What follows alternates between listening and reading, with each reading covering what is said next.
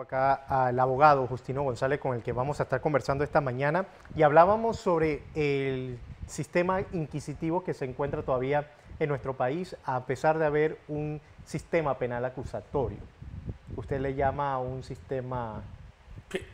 Le comentaba usted tiene un nombre. Le comentaba que en un Estado de Derecho el perito forense debe ser objetivo, imparcial y además debe aportar en el desahogo probatorio elementos concretos sobre la acusación que es objeto del debate, que es el blanqueo de capitales.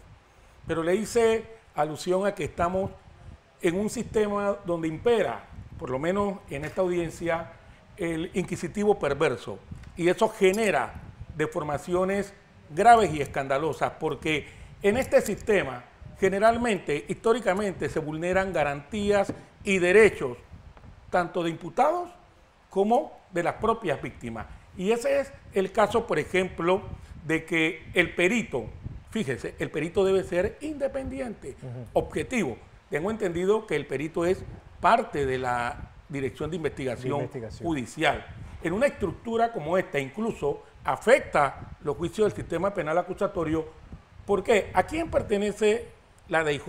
Al órgano ejecutivo. ¿Quiénes realmente preparan a los peritos especialistas en las audiencias, tanto del inquisitivo perverso como el sistema penal acusatorio? La propia fiscalía. Los peritos trabajan para el fiscal, generalmente están sesgados, y en este caso, en lo poco que he observado, el perito debe definir en su interrogatorio y contrainterrogatorio elementos de convicción que permitan acreditar el delito de blanqueo de capitales. El solo hecho que en un sistema como el nuestro, periodista, la DIJ pertenezca al órgano ejecutivo y que responda a los intereses procesales de la Fiscalía, desestima y le resta credibilidad y objetividad al perito. Absolutamente. Es decir, que él también, dentro de sus funciones, debió pedir los estados financieros de cada una de las compañías y bancos allí mencionados. Lo que pasa es que usted no puede hacer un peritaje de forma sesgada solo recabando información que le da la Fiscalía. Usted debe iniciar un peritaje forense objetivo con todos los elementos que existan.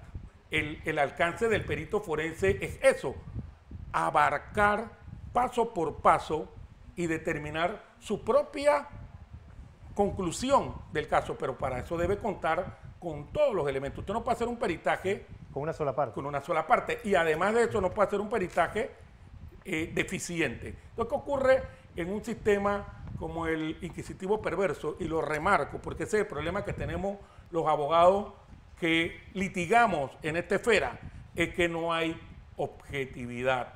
Por ejemplo, ¿en qué no hay objetividad? En que el perito no responde a la objetividad, no responde, el perito debe ser de todas las partes, pero usted ve, el perito está empecinado en responder lo que le favorece al Ministerio Público. Así de sencillo. Igual hablo de los peritos del Instituto de Medicina Legal. ¿Quién es el presidente de los peritos del Instituto de Medicina Legal, periodista? El procurador.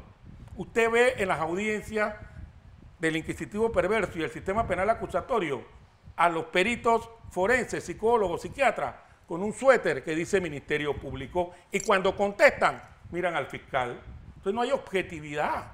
Esa prueba debe ser confrontada, en este caso como lo está haciendo la defensa, contrainterrogada de forma contundente a fin de que se produzcan las contradicciones. Y como bien lo manifestó el abogado Alfredo Vallarino, que es parte del equipo de Ricardo Martinelli, uno de los imputados, se produzca ese interrogatorio que permita generar dudas sobre la eficacia, puntualidad y sobre todo la contundencia de ese peritaje. Si ese peritaje es completo, si ese peritaje tiene profundidad, si contempló la variedad o la dinámica de todas las transacciones que se hicieron en la compra de EPASA. Porque una cosa es que el perito conteste a que tenga su propia teoría del caso. Él no es abogado, él no es fiscal. Él no puede tener su teoría del caso. Él puede tener conclusiones, pero lo que él no puede es sentarse bajo la prerrogativa de que hubo blanqueo de capitales, de que hubo uso de fondos públicos, porque deja de ser perito y se convierte en parte de la fiscalía.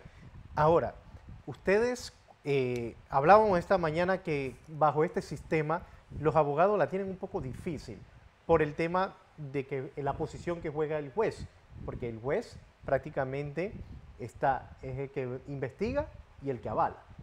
¿Es eso cierto?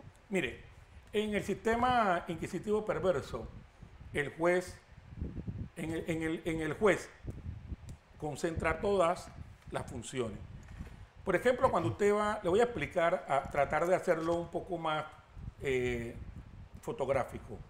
En el sistema adversarial, que es el sistema penal acusatorio, hay un tribunal de juicio compuesto por tres jueces de juicio oral. Por primera vez, estos jueces van a conocer del caso, ni siquiera tienen los expedientes, ni siquiera tienen los tomos.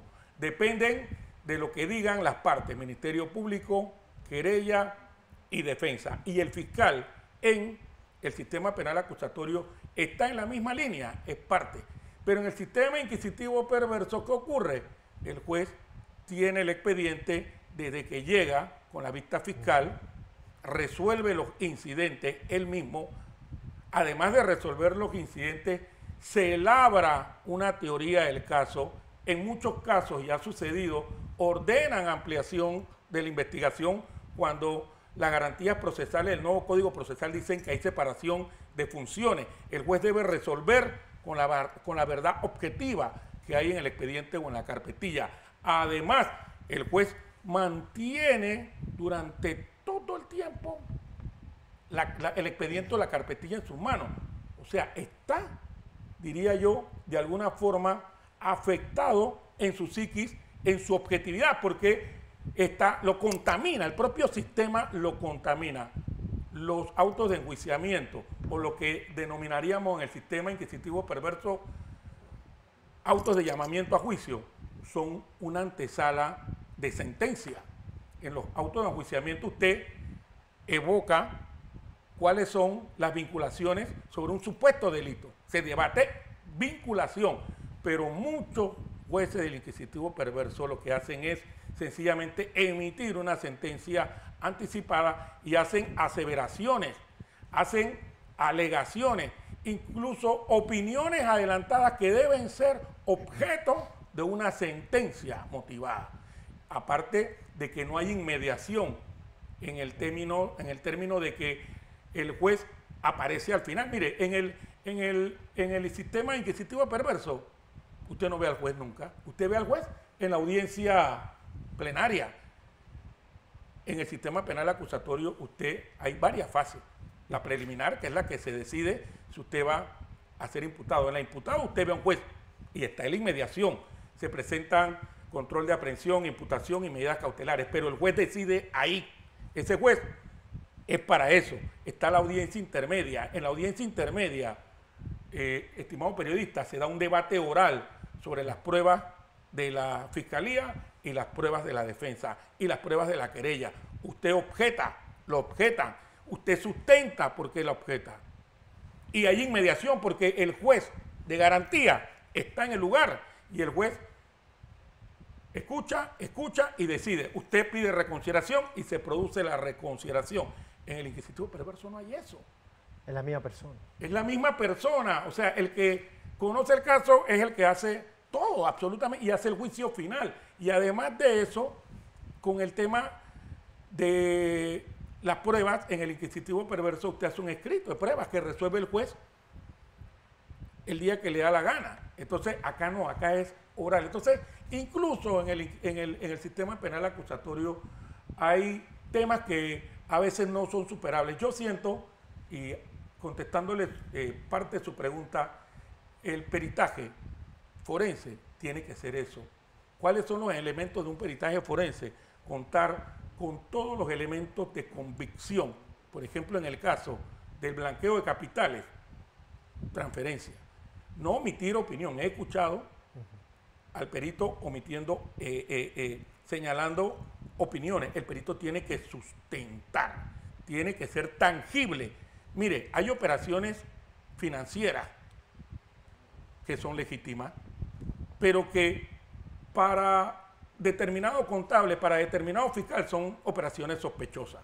Entonces, si usted dice que son operaciones sospechosas, si usted dice que son operaciones ilegítimas, usted tiene que demostrar y acreditar en ese informe forense que son sospechosas y son ilícitas y que provienen de fondos públicos y que se cometió el delito que usted está diciendo. Lo que no puede hacer es especular, es opinar, es generar una especie de cliché o que usted vincule hechos y situaciones a conductas delictivas. Y esas pruebas, la del peritaje, tienen que ser analizadas con el resto de las pruebas que están evacuándose en este juicio oral. No pueden ser decisiones solo porque el perito le dio la gana de decir que sí hay blanqueo. No, tiene que demostrarlo.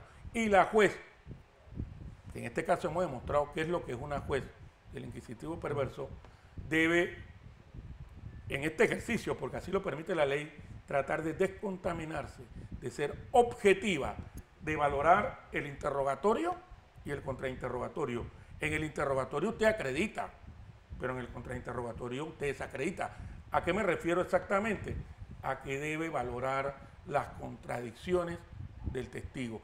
Y toda contradicción, todo elemento que no sea coherente o que contradiga su propio dicho debe ser utilizado en favor del reo. Ese es el principio básico del derecho penal. Es como si se estuviese haciendo una auditoría. Un auditor tiene la base que se le dan, pero tiene que tener una contraparte también para él poder rendir un informe, como hemos denominado aquí, objetivo. Y este señor, al parecer, solamente utilizó un informe. Sí, por lo que da a entender en este interrogatorio. Y esto que se ve en esta audiencia del caso que estamos analizando es lo que se ve a diario en los juzgados liquidadores, que son los que han quedado con el inquisitivo perverso. Cómo valorar realmente las pruebas. Las pruebas son importantes. Las pruebas son las que van a determinar la inocencia o la culpabilidad de una persona.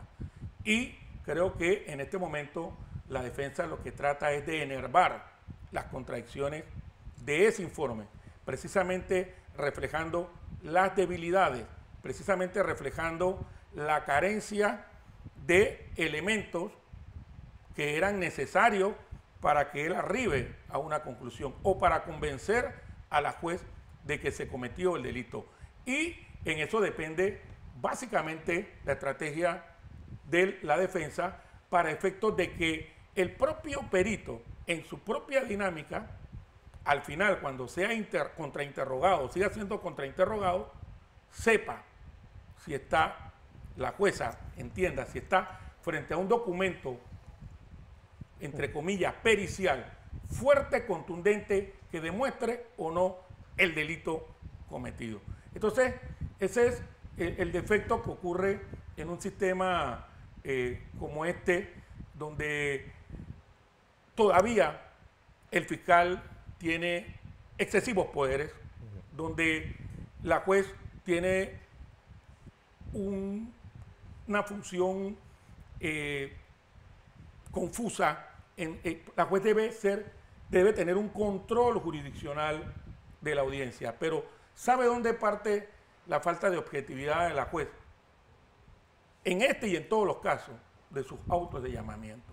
Cuando usted va a la audiencia intermedia, que es la analogía en el sistema penal acusatorio del sistema inquisitivo perverso, se da un debate ante el juez. Además de que se da un debate ante el juez, la juez motiva por qué admite o no admite la prueba, pero no emite criterio. La juez dice, admitimos la prueba testimonial de fulano de tal porque consideramos que tiene relación con el delito investigado, pero no emite un criterio o un concepto sobre la veracidad o no veracidad de esos hechos. Es más, la juez de garantía, que es otra de la imputación, no es la misma, dice que sea el tribunal de juicio quien valore la prueba, no yo.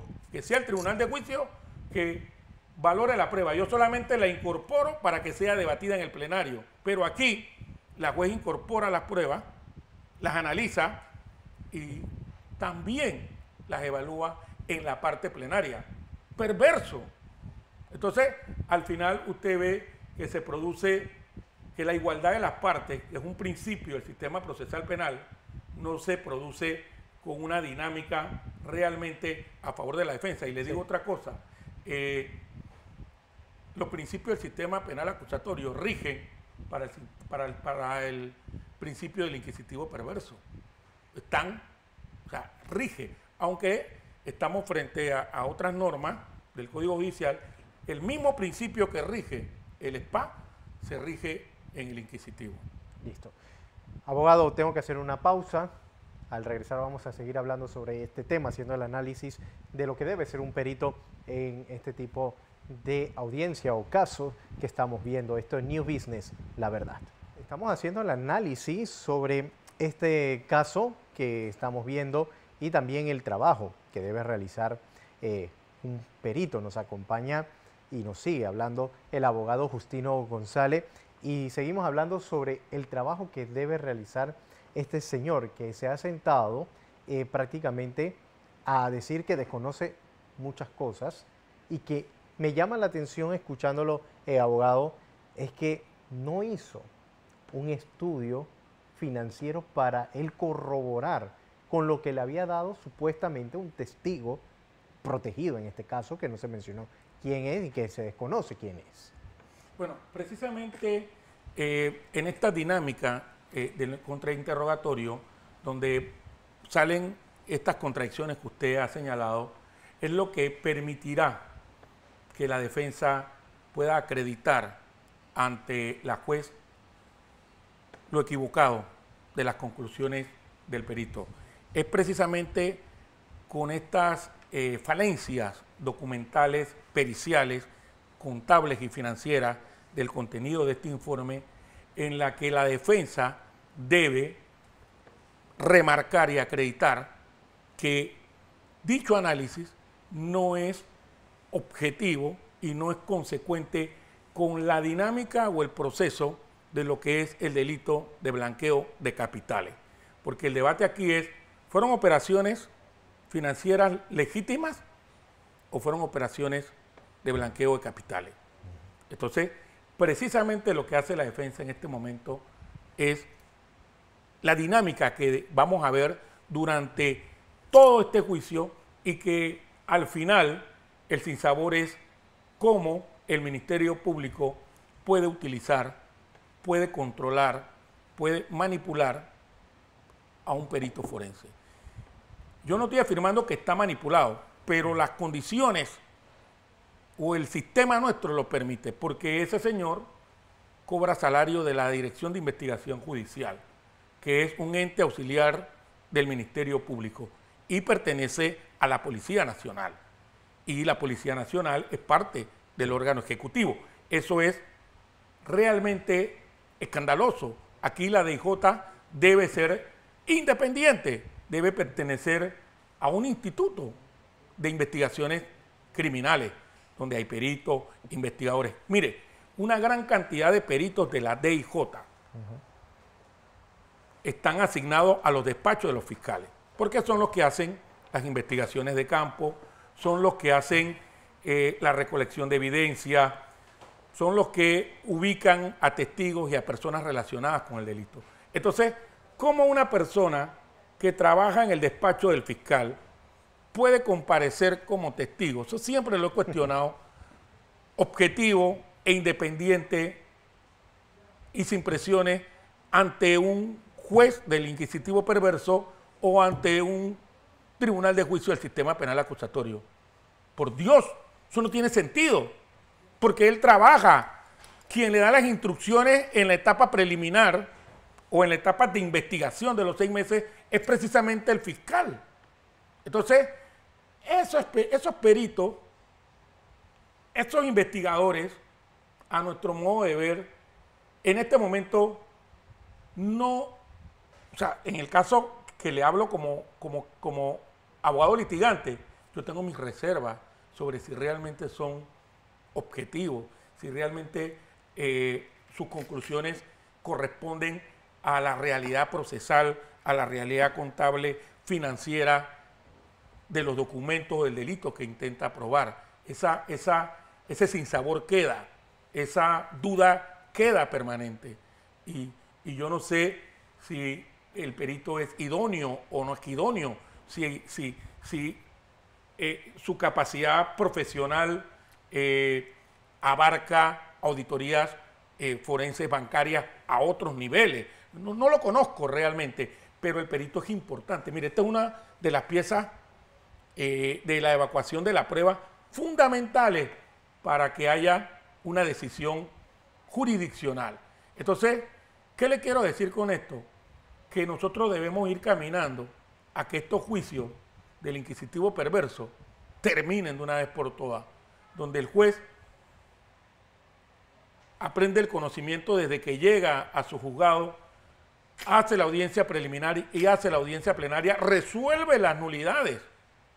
Fíjese, en el sistema penal acusatorio, las nulidades se resuelven en la audiencia intermedia, con un juez de garantía que no es el mismo que imputó.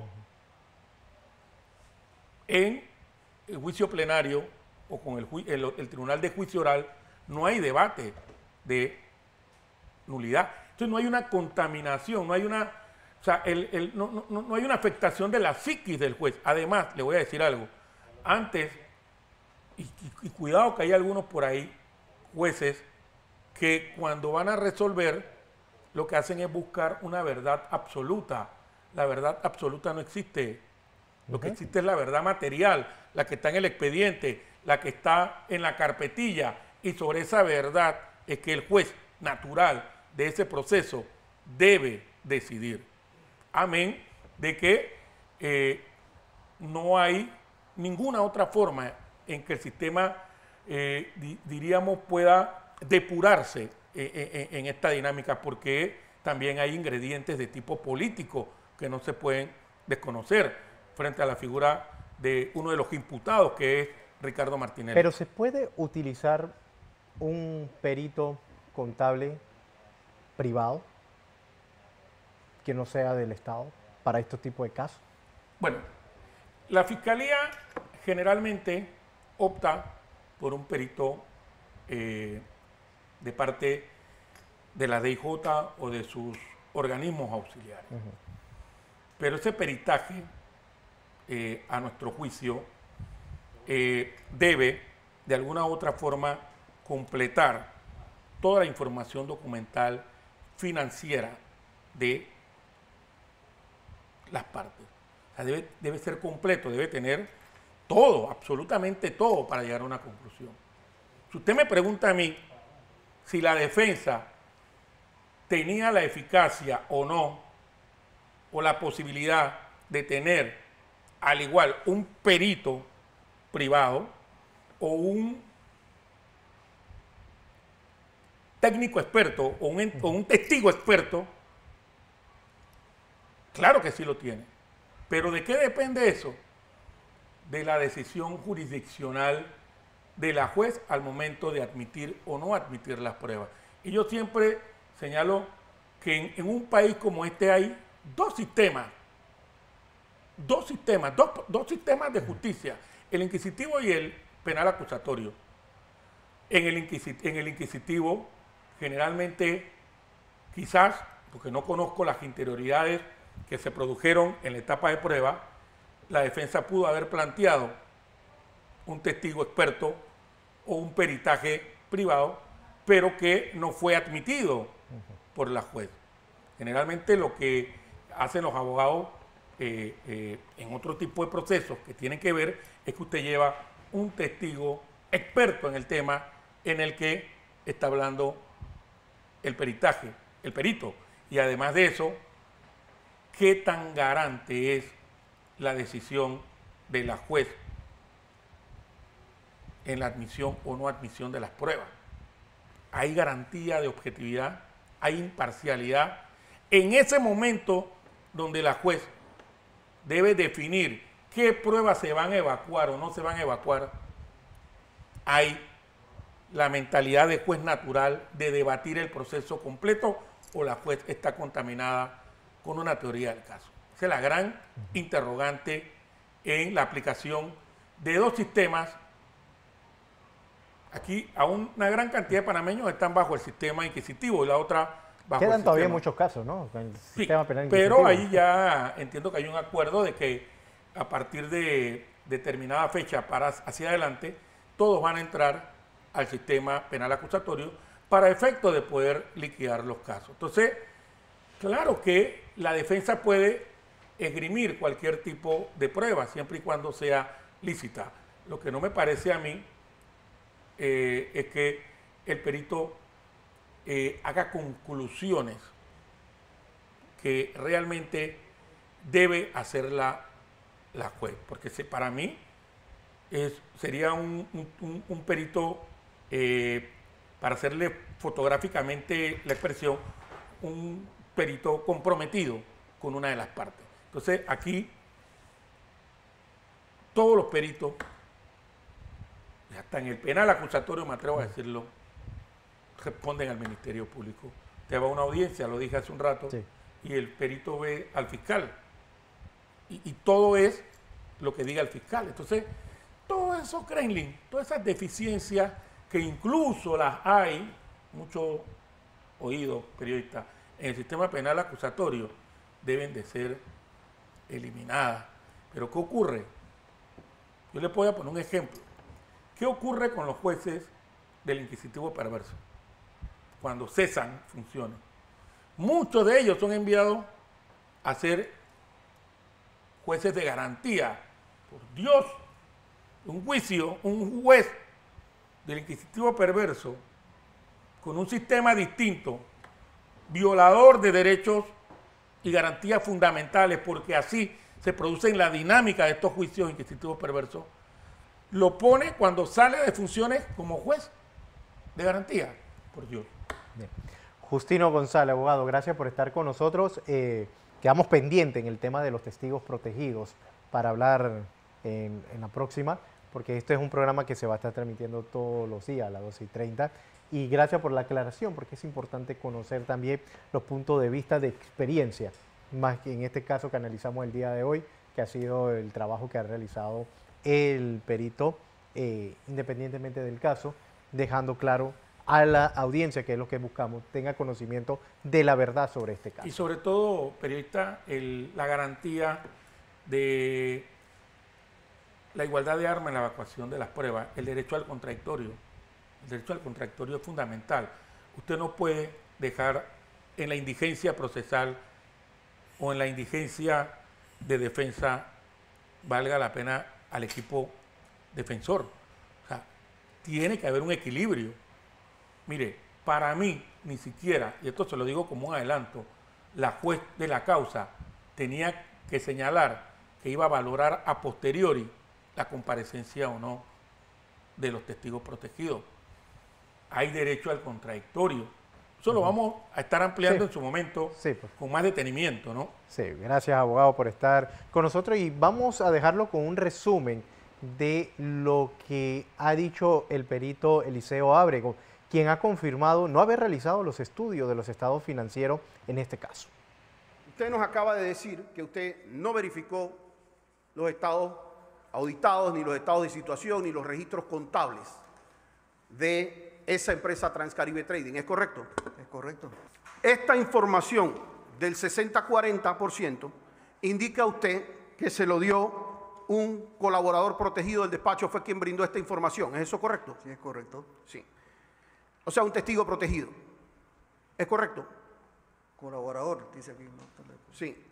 Y le pregunto, usted nos indicó hace un rato, y necesito que me precise si es en estas compañías igual, ¿usted alguna vez vio un libro de acciones de la Corporación de Inversiones Multimedios S.A. que mostrara que Ricardo Martinelli Berrocal era dueño del 60%, sí o no? No, señor. ¿Usted alguna vez vio un solo certificado de acciones que indicara que Ricardo Martinelli era dueño del 60% de la Corporación de Inversiones Multimedios, sí o no? No, señor. ¿Usted alguna vez vio un acta de emisión de acciones de Corporación de Inversiones Multimedios S.A. que indicara que Ricardo Martinelli era el dueño de ese 60%, ¿sí o no? No, señor. ¿Usted sabe de dónde es esa sociedad, sí o no? ¿Cuál sociedad? La Sociedad Corporación de Inversiones Multimedios S.A. Una sociedad panameña. Es una sociedad panameña. ¿Usted habló con el agente residente para que le diera quién era el beneficiario final de la Sociedad Corporación de Inversiones Multimedios S.A., sí o no? No, señor. ¿Usted verificó los libros contables de la empresa Corporación de Inversiones Multimedios S.A. para verificar si habían pagos de dividendos al señor Ricardo Martinelli, sí o no? No, señor. En la empresa Ibiza Overseas Corp. Le pregunto, ¿en algún momento verificó usted libro de acciones de la sociedad Ibiza Overseas Corp que indicara que el señor Henry Migrachi era accionista, sí o no? No, señor. Las mismas preguntas para la sociedad Meadows Investment S.A. ¿Verificó usted quiénes eran los accionistas en algún libro de acciones o en algún acta o en algún pago de dividendos a ellos, sí o no? No, señor. Se basó usted entonces en lo que le dijo el testigo colaborador, ¿correcto? Respecto a esta información, el agente residente de la sociedad PASA informó al despacho que esta era la distribución que se había dado en cuanto a la transacción que se había realizado con la compra de las acciones de PASA. Diga el testigo si para realizar este informe acudió a las oficinas de Condote Panamá S.A., sí o no. No, señor. Diga el testigo si para realizar este informe acudió a las oficinas de Global Office Corp., sí o no. No, señor. Le pregunto específicamente si tiene conocimiento que los peritos pueden solicitar aclaraciones de las partes, requerir informes, visitar lugares, examinar muebles e inmuebles, etcétera, que considere conveniente para la elaboración de su informe, ¿sí o no? La resolución que emite el despacho ¿Sí o no, señor Ábrego? no fue objeto de nuestra investigación. No es objeto de nuestra investigación, lo que usted solicita.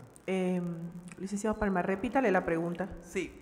Si él tiene claro cuáles son esas facultades legales del perito, específicamente el 973 o de acuerdo a la ley, que señala que el perito puede solicitar aclaraciones de las partes, requerir informes, visitar lugares, examinar muebles o inmuebles que él considere conveniente para elaborar su informe y para el mejor desempeño de sus funciones.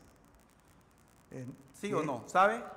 Sí lo sé, pero es importante señalar que el despacho que lleva adelante la investigación para cualquier tipo de diligencia que ella requiera, ella emite una resolución autorizando, bien sea al despacho que se está realizando la investigación o cualquier otro ente policial que le permita a ellos recoger cualquier tipo de información. A nosotros en particular se nos autorizó para confeccionar el informe en base a las evidencias que ellos tenían en su expediente.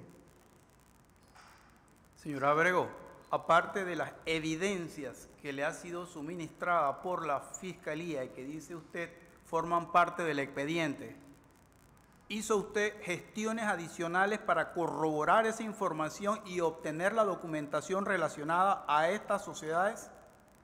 Les repito, nosotros la autorización de la resolución es lo que ellos nos solicitan. Tenemos que Licenciado Ábrego, conteste lo que el licenciado Palma le está preguntando.